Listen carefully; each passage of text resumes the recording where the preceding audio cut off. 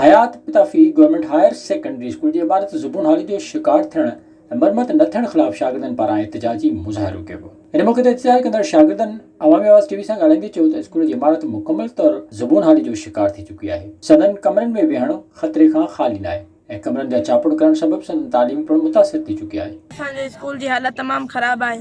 असांजे स्कूल जी बिल्डिंग किरण ते खड़ी आहे, असांजी छतूं किरण ते खड़नि, इन्हनि ते केतिरा ई हादसा पेश थिया आहिनि।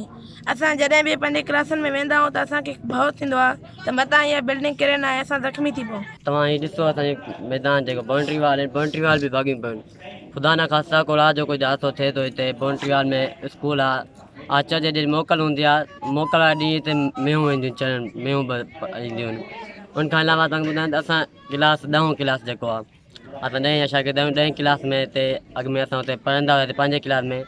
उते माना जॾहिं बि असां वियूं ॾिसूं असांखे माना भउ थिए, मतिलबु ॼाण किरी छत। स्कूल जे उस्तादनि ऐं शागिर्दनि नेब ऐं वसवारनि खे अपील कई त हू मामले जी जांच कराए इमारत जो कमु कराए उन्हनि जी परेशानी ख़तमु कनि।